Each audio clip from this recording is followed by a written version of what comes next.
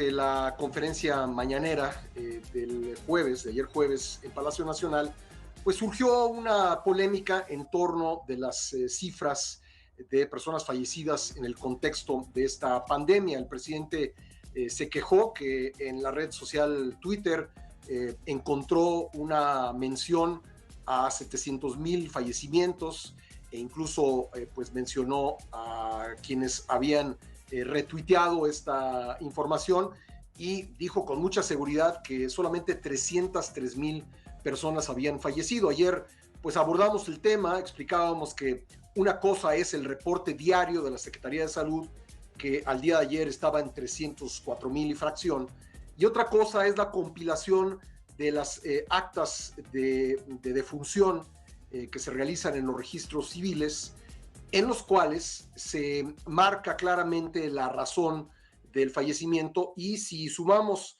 pues todas aquellas que había a principios de diciembre, exactamente el 4 de diciembre del año pasado, directamente relacionadas con COVID, había 455,576 actas con esa mención, ya sea COVID o coronavirus o SARS-CoV-2. Y aparte había 199,486 de personas que no se especificaba esto, pero que son parte del exceso de mortalidad que se ha dado en esta pandemia.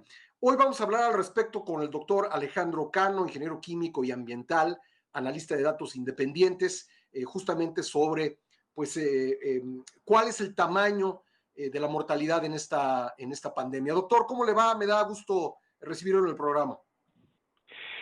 Muy bien, muchas gracias por la invitación, Pascal. Bueno, entonces hice yo pues este breve resumen de lo ocurrido. Me gustaría pues conocer su punto de vista sobre la polémica, doctor. Sí, hiciste un resumen preciso sobre la información que no están estimando analistas, ¿no? Sino es información que viene directamente del sitio de internet de la Secretaría de Salud. Son datos oficiales del Gobierno de México. Entonces, como tú lo mencionabas, tenemos tres cifras sobre muertes ocurridas en la pandemia. La primera, la del reporte diario, que viene de un sistema de vigilancia epidemiológica que nunca pretendió ni capturar todos los casos, ni capturar todas las defunciones. Es un sistema que es alimentado por unidades médicas. ¿Qué son? Luego, ¿Cuántas, como tú mencionas, esas son, pues al corte de ayer eran 304,000 aproximadamente. Sí, me refiero, ¿cuántas unidades de vigilancia hay en el país aproximadamente? No tengo yo el dato a la mano en este momento, pero vamos, son la mayoría de los hospitales públicos más hospitales privados. De acuerdo. Pero no son registros civiles, o sea, son unidades médicas. Perfecto. Entonces, lógicamente, personas que mueren fuera de hospitales, muy pocas de ellas forman parte de esta estadística, aunque hayan muerto por COVID.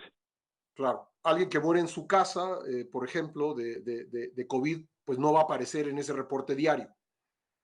Así es, porque no murió en una unidad médica que son las que están capturando la información del reporte diario.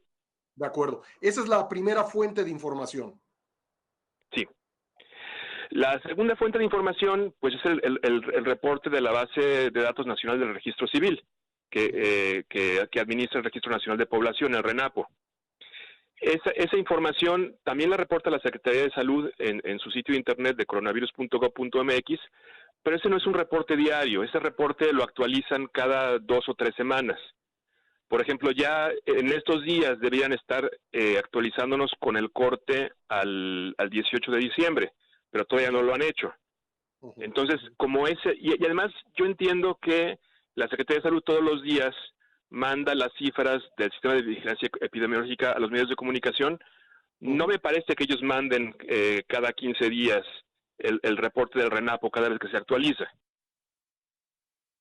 Ya, es decir, no se hace una conferencia de prensa, no se hace no se hace una alerta a través de Twitter, recibe pues poca difusión comparado con el reporte diario, podríamos decirlo así. Así es. Entonces ellos compilan la información, la publican en su sitio de internet, pero hay que saber dónde buscarla si uno quiere tener ese dato actualizado. De acuerdo. De acuerdo. Entonces, esa base de datos aparece, digamos, reproducida por la Secretaría de Salud en su página de de coronavirus. Y al 4 de diciembre, ¿qué es lo que decía esta base de datos? Sí, dice que hay 455.576 actas de defunción en poder del RENAPO, en los que aparece en la causa de muerte COVID-19, SARS-CoV-2, coronavirus o alguno de los sinónimos. De acuerdo. Y también dice que hay otro rubro, otro conjunto de personas fallecidas que forman parte del exceso de mortalidad, pero que no se determina en el acta de función la razón del fallecimiento. O aparece una razón distinta a COVID-19. O sea, esta estadística del exceso de mortalidad la calcula la Secretaría de Salud como la diferencia entre el número total de personas que han fallecido desde el inicio de la pandemia y el número de personas que esperarían hubiera fallecido si hubiera continuado las tendencias anteriores a la pandemia. Entonces, ese ya es un ejercicio estadístico. El INEGI también lo hace. Por ejemplo, el INEGI publicó esta semana su informe de exceso de mortalidad hasta fines de junio. Y ahí vemos, por ejemplo, que hay alrededor de 200,000 muertes en exceso no atribuidas a COVID-19. Por ejemplo, hay 96,000 muertes en exceso por padecimientos del corazón, pero que una vez que las grafican, ocurren exactamente en las mismas semanas en que ocurren los picos de defunciones por COVID. Entonces, ¿qué son estas muertes? Pues probablemente personas que se infectaron con el virus, no fueron diagnosticadas con una prueba de laboratorio, murieron por un paro cardíaco, y entonces en el acta de defunción aparece pues ataque al corazón como causa de muerte, pero no se contabiliza oficialmente como una muerte por COVID-19, pero ocurrieron al mismo tiempo que las muertes por COVID-19, ya sea por infección o porque la persona no pudo ser atendida a tiempo por hospitales saturados o porque no acudió a consulta ante el temor de contagiarse, por ejemplo. Pero son, directa o indirectamente, son muertes causadas por la pandemia. Bueno, ahí están las tres fuentes de información. Me gustaría hacerle algunas preguntas más. Le agradezco mucho al doctor Alejandro Cano, ingeniero químico y ambiental y analista de datos independiente, que me haya esperado en la línea para seguir hablando sobre las cifras de la mortalidad en esta pandemia. Y bueno, me decía, doctor, que hay tres fuentes de información sobre personas fallecidas en el contexto de la pandemia. Uno, el reporte diario de la Secretaría de Salud, que toma sus datos del sistema de vigilancia epidemiológica, básicamente los hospitales públicos y privados. La segunda es la base de datos del registro civil, que tiene pues como unas 6 semanas de retraso, digamos. Y la tercera, el INEGI, que tiene como 6 meses de retraso. Y por hablar de la base de datos del registro civil, quedamos en que al corte del 4 de diciembre había 655,062 defunciones que se consideraban en exceso de lo que normalmente ocurre cada año, y entre ellas 455,576 directamente por COVID mencionado en el acta de función. Hay cerca de 200,000, para ser preciso, 199,486, que no mencionan la causa de muerte COVID, sino otras causas.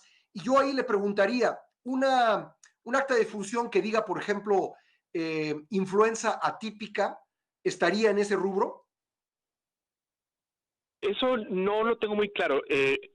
Si dice el acta de defunción influenza y neumonía, entra en ese rubro. Por ejemplo, sabemos por el informe del INEGI que de principios del 2020 a mediados del 2021 hubo un 64% de incremento en actas de defunción en las que aparece influenza y neumonía, y esas no son catalogadas como COVID. Bueno, doctor, está hablando, mientras estamos haciendo esta entrevista, está hablando Hugo López-Gatell en la conferencia mañanera.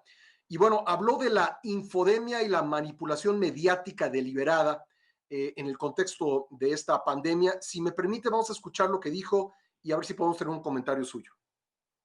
Hay un tema que nos parece que es muy importante, que lo cuidemos de la infodemia, de estos actos deliberados de distorsión de la información, no solo por el interés en México, sino el interés en el mundo de identificar con claridad cuáles son los criterios de las políticas públicas de vacunación. Y es el tema de por qué, cuándo cómo se prioriza a cada una de las subpoblaciones para que se logre el máximo aprovechamiento de las vacunas y la mayor equidad, la mayor justicia de distribución en el uso de las vacunas. Esto la Organización Mundial de la Salud lo analiza periódicamente, produce un documento que orienta a los países, desde luego incluido México, sobre cuál es la manera más adecuada de organizar los programas de vacunación.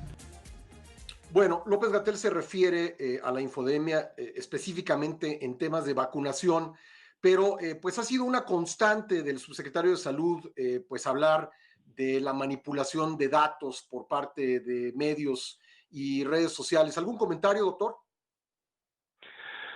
Ay, pues, ¿por dónde empezar? O sea, yo creo que basta observar el doctor López-Gatell selecciona con mucho cuidado las cifras que presenta y cómo las presenta.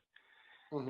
Yo me acuerdo muy bien al inicio de la tercera ola, de la ola Delta, que en una de estas conferencias de prensa presentó una gráfica donde quería mostrar que aunque estaban aumentando los casos, no estaban aumentando ni las hospitalizaciones ni las defunciones.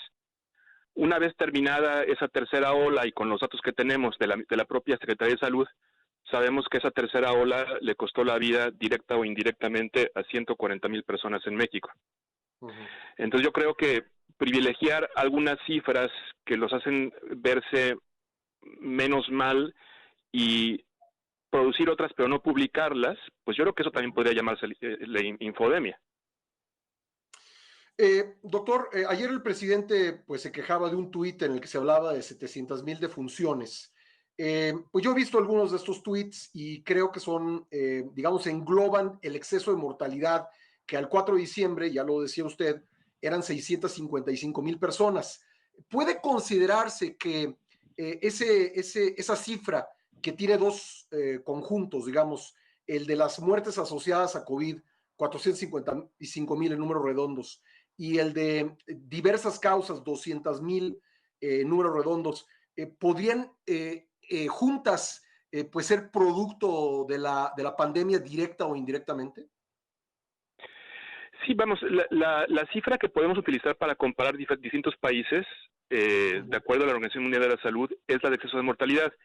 Y en países en que han hecho un esfuerzo mucho mayor que México en hacer pruebas, la cifra de exceso de mortalidad es muy, muy cercana a la de actas de defunción con COVID-19 como causa de muerte. O sea, por ejemplo, en México estamos hablando de una diferencia de 50%, ¿no? Entre 655,000 y 455,000. En Brasil la diferencia a lo mejor es de 17%. En Chile no hay diferencia.